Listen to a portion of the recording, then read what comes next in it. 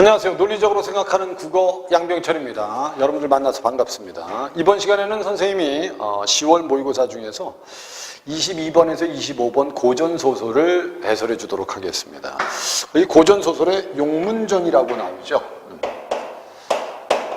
학생들 중에는 이 고전소설이 어렵다고 하는 학생들은 특히 이제 어휘가 좀 약하니까 줄거리 이해가 안 되는 겁니다. 선생님이 분명히 소설은 분명히 갈등 문학이라고 얘기했어요. 그 다음에 갈등의 원인을 찾으면 우리는 주제를 이해할 수 있다, 이렇게는 얘기했었죠. 근데 뭐 용문전에 지금 이 제시된 지문은 뭐 특별한 갈등은 없습니다.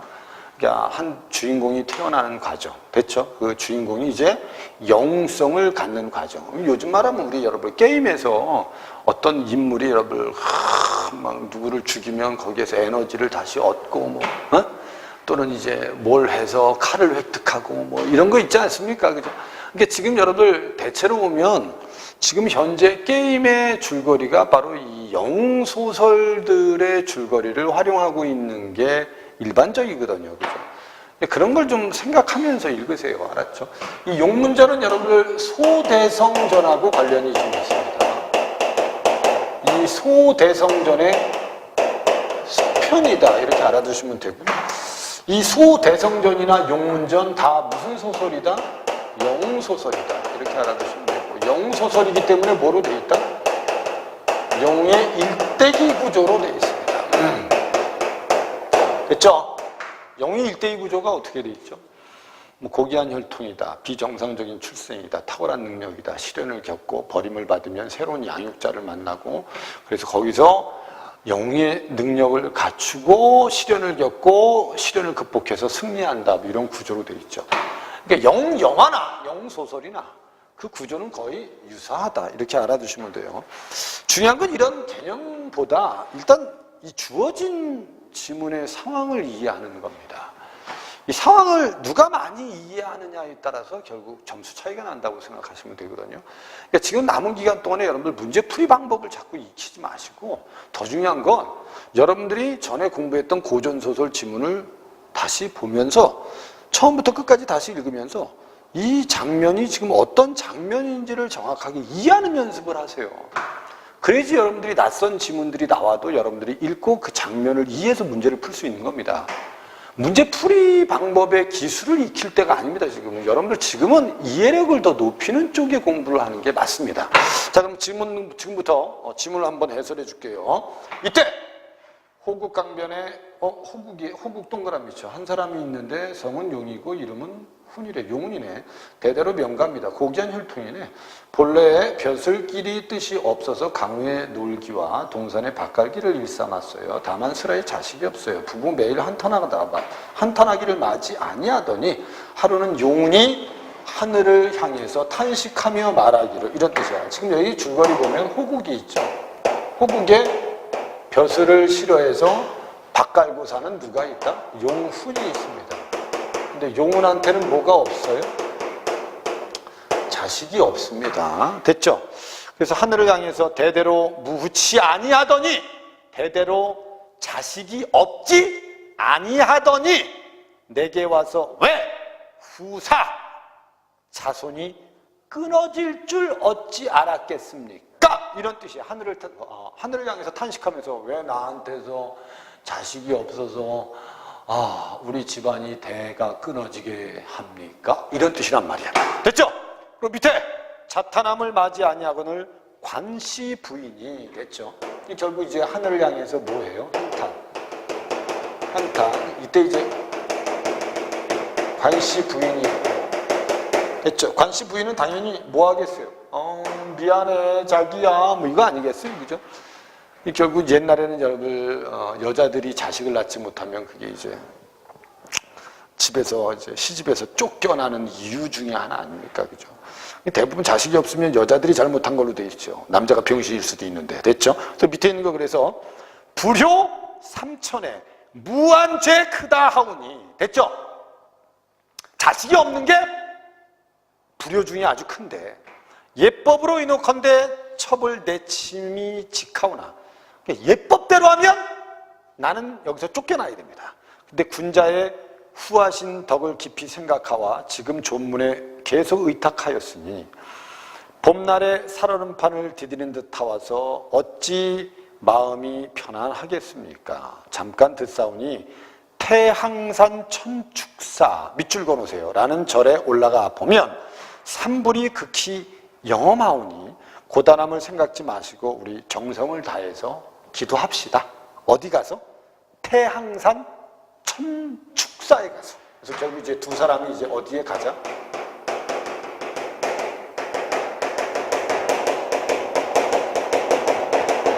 그렇죠.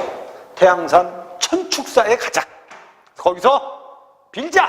그랬더니 용운이 말하기를 빌어서 자식을 낳을진데 천하에 자식이 없는 사람이 누가 있겠어요. 그러하오나 한스러운 인생이오니 세존에게 정성으로 한번 빌어봅시다. 그래서 응낙한 거예요. 좋아요. 한번 갑시다. 오케이? 그래서 두 사람이 어떻게 한 거예요? 즉시 태항산 천축사에 올라가 전조담발하고 37일 21일 목욕제계 후에 불전에 공양 축원하면서 반년이나 지내니 됐죠? 여기서 몇 년 지낸 거야? 여기서 반년 동안 빈 거야. 반년 동안. 뒤에 있는 거 가로 묶으세요. 외려 산속의 절에서 불도를 닦는 독실한 속인처럼 보이더라. 이런 뜻이에요. 이게 무슨 개입이죠? 작가 개입이죠. 뭐라 그랬어요 내가? 작가 개입이죠. 오케이? 됐습니다. 결국 이 두 사람이 뭐처럼 보이는 거야? 절에 와서 불도를 닦는 사람들처럼 보인다. 이게 절에서 오래 생활했다. 이런 뜻입니다. 밑에 근데 하루는 부인 관씨 일몽을 얻었어요. 오, 관씨가 꿈을 꿨어요. 이 꿈속에 이제 어떤 놈이 나타나서 뭐라고 얘기해? 나 하늘에서 쫓겨났어요. 당신이 나를 좀 키워주세요. 뭐 이런 거 아니겠어요? 이 영소설에 흔히 등장하는 줄거리입니다. 여러분들은 어휘가 조금 부족하더라도 이 상황이 어떤 상황인지를 이해하면 문제는 풀 수 있습니다. 그 밑에 그래서 잘 보세요. 일몽을 얻으니까 동의해서 동자 1인이 올라와서 부인께 3번 절하고 이렇게 얘기하더랍니다. 꿈속에서 동자가 됐죠? 동자 하나가 나타나서 부인한테 절을 하면서 이렇게 말해. 소자는요 천상에 33천 도인도 차지하옵는 신장입니다. 하늘에서 얘는 뭐였냐면 신장이었다. 됐죠? 하늘의 장수였습니다. 하늘의 장수였습니다. 장수. 신장이었습니다. 옥황의 명을 받아서 홍해국 태자를 뵈라. 옥황이 하교하심에 그 명을 받들었는데 정말로 가서 뵈고 왔는지 믿지 않아요. 옥황이. 그래서 세상에 내치심에 갈 바를 알지 못하옵더니 마침내 천축사 세존께 없어 부인께 의탁하라 하시오매 왔사오니 부인은 어여삐 여겨서 나를 잘 키워주세요. 이런 뜻이에요. 그럼 얘는 원래 하늘에 있다가 결국 벌을 받아서 무슨 세계로 떨어진 거죠? 인간 세계로 떨어진 거예요. 그래서 원래 우리 이런 걸 뭐라고 하냐면 이제 적강구조라고 하는데 이런 건 여러분들 뭐 여기 나온 게 아니니까 참고로 알아주세요. 그리고 인간 세계에서 하늘로 올라가면 뭐라고 하죠? 이런 걸 적충구조라고 합니다. 대부분 영소설은 적강구조가 많아요. 그래서 하늘에서 신선이었다가 하늘에서 선녀였다가 벌을 받고 인간 세계로 떨어진 인간 세계에서 부귀영화를 누리고 나중에 다시 어디로 가는 죽어서 하늘로 가는 이런 형태가 많아요. 영소설은. 이거 똑같은 겁니다.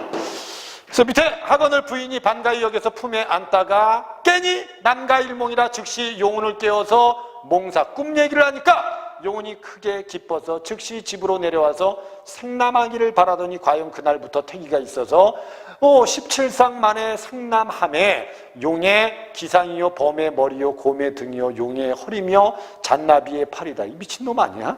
소리 웅장하여서 큰 목소리 같고 이거 완전히 무슨 뭐 허리는 얇고 볼록볼록한 거죠. 그죠? 어린아이가 태어났는데 진짜 아주 그냥 건강한 놈이 하나 태어난 겁니다. 됐죠? 비록 강보에 있으나 보자기에 쌓았으나 기골은 장대하고 이빨이 2줄이 박혀 있대요. 됐죠? 뭐 태어난 지 얼마 안 된 놈이 이빨이 있대요. 됐죠? 앞니 박으니 밖으로 한치나 내밀었으니 훈이 크게 기뻐하면서 이 아이는 지상을 보호하니 옛날 명인의 풍도를 간직하였으며 어찌 즐겁지 아니하리요. 이름은 문이라고 하자. 여기까지 이 아이가 이제 꿈속에 났다가 이제 결국 태어나서 뭐가 된 거니? 용문 됐죠? 이 용문전 아닙니까? 얘가 주인공이에요, 그죠? 이해됐죠? 그럼 이거는 이제 주인공의 탄생 과정을 쓴 거예요. 일단 호국의 용문은 귀한 집 자식이죠. 그러면 결국 고귀한 혈통이 있고 결국 이제 절에 가서 빌어서 아이가 태어났으면 비정상적 출생입니다. 용웅의 구조로 하면 비정상적인 출생. 빌어서 애가 났으니까. 됐죠? 그리고 용웅이 딱 태어났는데 다른 아이들하고 달라. 특별해. 됐죠? 무슨 말인지 비범하다는 거야. 그럼 이게 탁월함을 나타낸 거죠. 여기서 나타난 게 고귀한 혈통, 비정상적 출생, 탁월함. 이 뒤에는 이제 뭐 시련을 겪고 이제 뭐 버림을 받든가 또는 새로운 양육자에 의해서 키워지든가 또는 뭐 다른 구조가 있겠죠. 그래서 밑에 있는 게 중량 밑에 보면 연화도사가 나타납니다. 이게 아이가 태어났어요. 용문이 탄생. 여기까지는 용문의 탄생. 근데 용문이 태어나고 용문을 이제 누가 데리고 가요? 연화도사가 데리고 가요. 이 연화도사는 여러분들 뭐라고 생각하면 되냐면 이제 조력자라고 보시면 됩니다. 또는 새로운 양육자라고 보시면 돼요. 이해되죠? 그래서 결국 이제 연화도사가 용문을 데리고 와서 이제 여러 가지 도술도 가르치고 이제 학문도 가르치죠. 연화도사 왈! 이 아이 상을 보니까 반드시 귀하게 될 것이니 부자 정리에 떠나보내기 애달프겠지만 부자 간에 이별하기가 좀 어렵겠지만 천명을 어기지 말고 노인에게 저한테 맡겨주시면 장래 귀하게 될 겁니다. 그래서 훈이 다시 일어나 저라고 여쭈어대 하찮은 집안에서 태어난 아이를 선생께서 귀인이 되게 하옵소서 하고 용문을 허락하거늘 도사 용문을 데리고 연화산에 들어가서 천문지리 육도 삼략과 황석공의 병법을 8년을 가르치니 용문의 지략과 기량이 천지간의 영준거리다. 됐죠? 여기는 시간의 흐름이 좀 빠르죠. 그죠? 이해됐습니까? 8년 동안 가르쳤는데 아이가 대단히 뛰어나대요. 됐죠? 도사가 왈 이제는 술법을 배웠으니 대업을 이루지라. 그래서 빨리 돌아가 빛난 재주를 세상에 베풀고 어진 임금을 만나서 웅장한 이름을 천추에 전하도록 하라. 성군을 만나지 못할진대 너의 선생을 용납하게 말라. 됐죠? 뛰어난 임금을 만나지 못하면 다시 나를 만날 생각하지 마라. 하니까 용문이 두 번 절하고 여쭈오되 소자 8년을 선생 문화에서 머물러 높은 재주를 배웠사오니 어찌 선생의 교훈을 1분이나 어기겠습니까? 하직을 아뢰니 도사가 왈 부디 좋은 때를 잃지 말라라고 하시더라.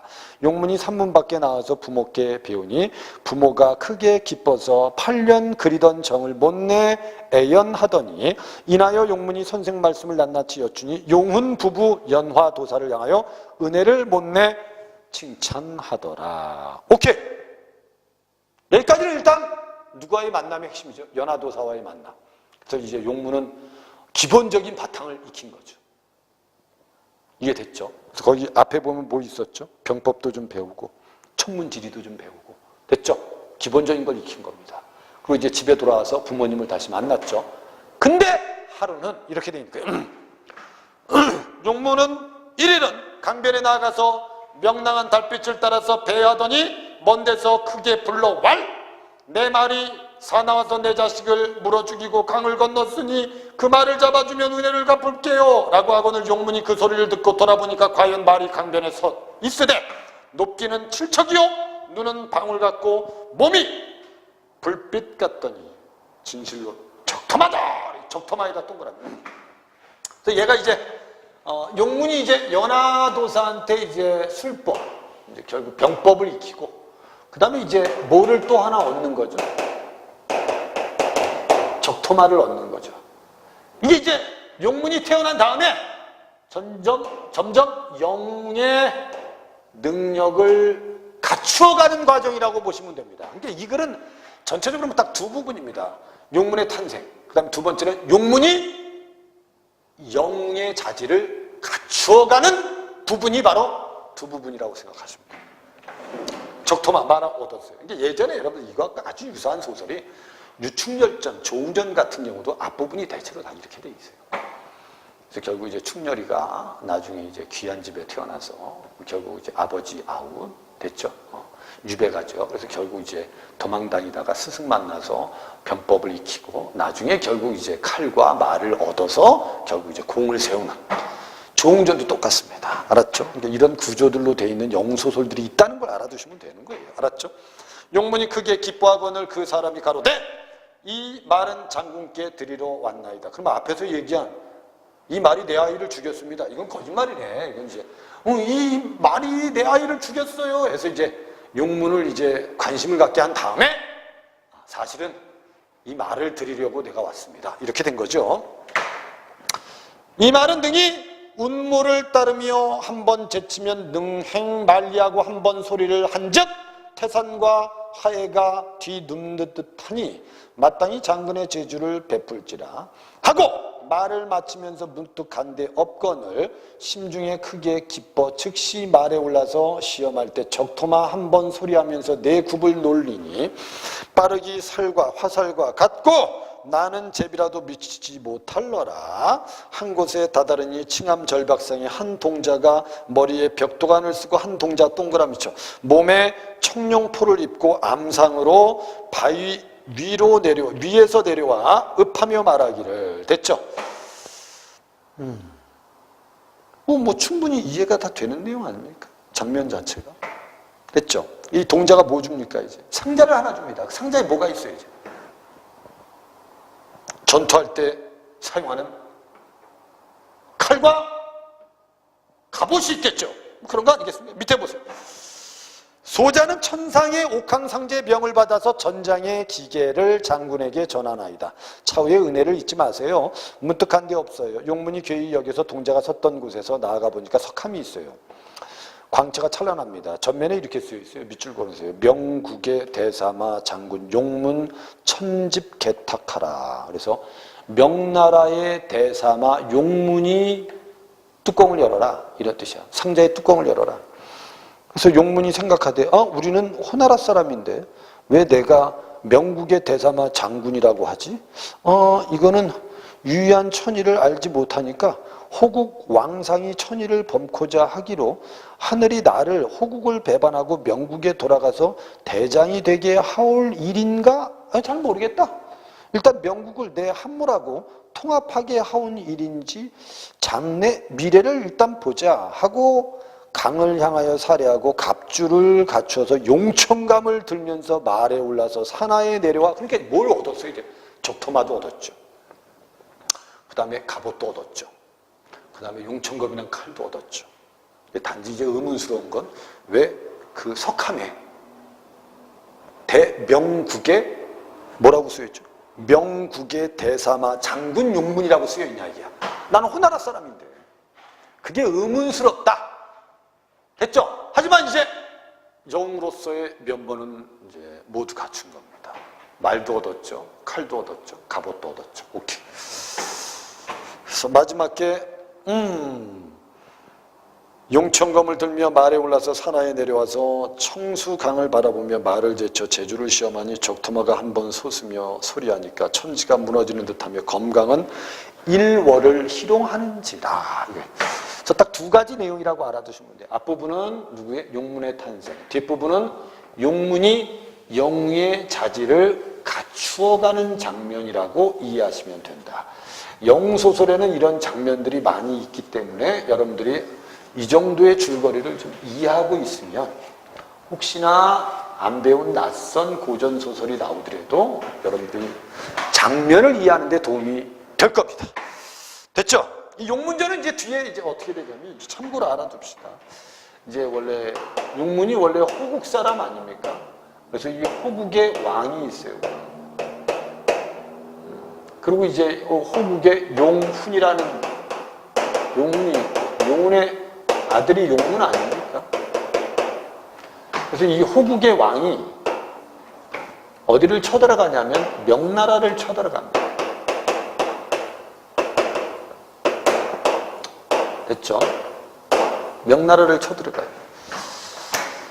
그래서 결국 이제 명나라가 위기에 빠졌을 때 됐죠. 명나라의 한 도사가 용문에게 와서 용문을 명나라의 장수로 전향시킵니다. 됐죠? 야, 너 원래 하늘의 명이야. 너 명나라 임금 잘 섬겨서 저 호국의 왕을 물리치는 게 네 역할이야. 하늘의 뜻이다. 그래서 결국 용문이 명나라로 가서 결국 대원수가 되고 결국 원수가 돼서 호국의 왕을 죽이죠. 그래서 결국 이제 뛰어난 임금을 만나서 공을 세우는 구조로 되어 있는 겁니다. 이때 이제 호국의 왕은 용문이 명나라로 간 걸 화가 나서 이제 용훈을 붙들어서 이제 야, 네 아들 다시 설득해서 나한테 데리고 와. 이때 이제 용훈이 호국의 왕한테 뭐라고 얘기해요? 용문이 왜 명나라 갔겠냐? 네가 인마 덕이 없어서 그래, 자식아. 아니 신하가 덕이 있는 임금을 섬기는데 뭐가 잘못됐어, 임마. 결국에서 호나라 왕은 이제 화가 나니까 용훈을 죽이려고 하지만 얘를 죽이면 얘가 돌아올 수 없으니까 얘를 유인하기 위해서 살려두죠. 그래서 결국 용문은 이 명나라에 가서 다시 호나라 쳐들어와서 호국의 왕을 죽이고 아버지를 구출하고 마지막에 행복한 결말 뭐 이런 거. 됐죠? 전체 줄거리는 이렇게 알아두시면 됩니다. 22번에 그래서 윗글에 대한 설명으로 적절하지 않은 것, 대화를 통해서 인물에 처한 상황, 자식이 없는 상황. 그래서 용훈과 부인의 대화를 통해서 자식이 없는 상황, 서술자 개입 아까 있었죠, 그죠? 그래서 절에 가서 반년이 있었는데 야 이거는 중인 것 같다. 그 다음에 비유적 표현 많이 썼죠, 그죠? 화살 같다, 제비가 나는 듯하다, 뭐 이런 표현들. 상징적 소재는 석함입니다, 석함. 이해됐죠? 석함이 대표적입니다. 그 다음에 역사적 사건에 대한 평가는 여기 들어있지 않습니다. 알았죠? 답은 그래서 5번이 답이다. 여기서 여러분 부인이 꿈을 꿀 때의 그 꿈도 무슨 역할을 하죠? 암시. 석함에 쓰여있는 명국의 대사마 용문 장군이란 말도 결국 무슨 역할을 하겠어요? 암시. 뭐 이런 것만 알고 있으면 되죠. 23번의 윗글의 내용으로 적절하지 않은 것. 용문은 호국 사람으로 그의 집안은 호국의 명가이다. 용훈은 본디 입신양명하라는 뜻은 지니지 않았죠. 그래서 시골에서 밭갈고 있습니다. 용훈 부부는 용문의 말을 듣고 연화도사의 은혜에 고마움을 느끼지요. 용훈 부부는 태항산 천축사에 머물며 반년 동안 산불에게 발언합니다. 신장은 옥황상제의 명을 밑줄 그어놓으세요. 의도적으로 수행하지 않았기 때문에 벌을 받았다. 잘못됐죠, 결국 명을 수행했는데 옥황상제가 믿지 않아서 벌을 받고 인간세계로 떨어지는 겁니다. 답은 5번이었습니다. 그 다음에 24번 문제. 보기를 읽고 윗글을 내용에 대해서 파악해봐라. 영웅소설에서 주인공의 영웅성을 드러내기 위한 서사적 장치들을 활용한다. 가령 꿈을 통해서 주인공이 천상계에 연결된 고귀한 혈통임을, 그 다음에 특이한 외양을 타고나도록 한다. 그리고 주인공에게 신물 전하거나 영웅적 능력을 갖출 수 있도록 도움을 주는 인물. 신물은 뭐겠어요? 적토마하고 그 다음에 석함입니다. 갑옷이나 칼. 그 다음에 영웅적 능력을 갖출 수 있도록 도와주는 인물은 누구겠어요? 연화도사입니다. 그래서 밑에 관씨의 태몽을 통해서 용문이 천상계와 연결된 고귀한 혈통임을 알려주고, 갓 태어난 용문의 외양에 대한 묘사를 통해서 용문의 영웅성을 암시하고, 육도 삼약과 병법 등을 용문에게 가르치는 연화도사는 바로 영웅의 능력을 갖추도록 하는 인물이고, 오케이? 그 다음에 밑에 적토마를 전달하는 인물을 등장시켜서 밑줄! 용문이 천상계 인물임을 스스로 깨닫게 하는 장면은 없습니다. 그 장면에서는 그냥 나는 당신에게 말을 주려고 여기 왔습니다. 이게 다죠, 그죠? 답은 그래서 4번이 답이다. 벽도관을 쓴 동자가 옥황상제의 명으로 용문에게 전장기계를 전달해 용문의 영웅적 존재임을 드러내는 건 맞습니다. 그 다음에 25번의 기억 디귿에 대한 설명으로 적절한 걸 찾아라. 기억 연화도사에게 훈육을 간청하기 위해서 용훈은 밑줄 그어 용문을 데리고 기억에 들어가는 건 아니죠. 그 다음에 2번에 용문이 니은에서 만난 인물은 용문의 관심을 끈 후 용문을 찾은 의도, 적토마를 주려고 왔다는 의도를 밝히고 있는 것 맞습니다. 답은 2번입니다. 3번에 용문이 디귿에서 만난 인물은 밑줄 그어 용문의 은혜에 감사 틀렸죠. 그 다음에 용문은 디귿에서 호국을 버리고 명나라를 위해 충성을 다할 것을 다짐하지 않죠. 됐죠? 다짐하는 게 아니고 왜 이렇게 썼을까? 나중에 이런 일이 벌어지나? 이런 일이 벌어질까? 일단 두고 보자. 이렇게 된 겁니다. 그 다음에 니은에서 용문의 현실에서 논의는 공간이고 디귿은 꿈속에서 논의는 공간 X, 그 다음에 디귿은 꿈속 X. 다 잘못됐죠. 답은 그래서 2번이 답이 되는 게 맞습니다. 자, 해설은 여기까지 하겠습니다. 고전소설에 혹시 자신이 없는 학생들은 다른 거 보지 마시고요. EBS 연계교재에 나와 있는 고전소설만 여러분들이 다시 읽고 모르는 어휘들을 좀 여러분들이 다시 익히시고 그 다음에 상황, 줄거리를 이해하면서 복습을 하세요. 그리고 이제 문제 선택지에 나와 있는 용어들을 다시 한번 꼼꼼하게 이해하면서 복습하면 수능에서 혹 낯선 소설이 나오더라도 여러분들이 상황 이해해서 풀 수 있습니다. 여러분들 꼭 낯선 소설들, 고전 소설들을 다 찾아서 읽어야 되는 건 아닙니다. 맞죠? 여러분들이 지금 우리 고등학교 교과서에 들어있는 작품들이라든지 수능 연계교재에 나왔던 작품들 하면 고전 소설 엄청나게 많습니다. 그걸 다 공부할 수는 없습니다. 지금 남은 기간 동안에는 여러분들이 연계교재의 작품들을 다시 읽고 다시 이해하는, 그리고 이해한 다음에 머릿속에 암기를 하는 그런 복습을 하는 게 가장 효과적이라고 생각합니다. 얼마 안 남았다고 여러분들 무기력한 생활하지 마시고, 그렇죠? 남은 기간 동안에 잠을 좀 줄여서 더 많은 공부를 해서 여러분들이 좋은 결과를 만들도록 노력했으면 좋겠습니다. 오늘 해설 강의 듣는다고 고생했습니다. 선생님하고는 다음 동영상 시간에 만나도록 하겠습니다. 감사합니다.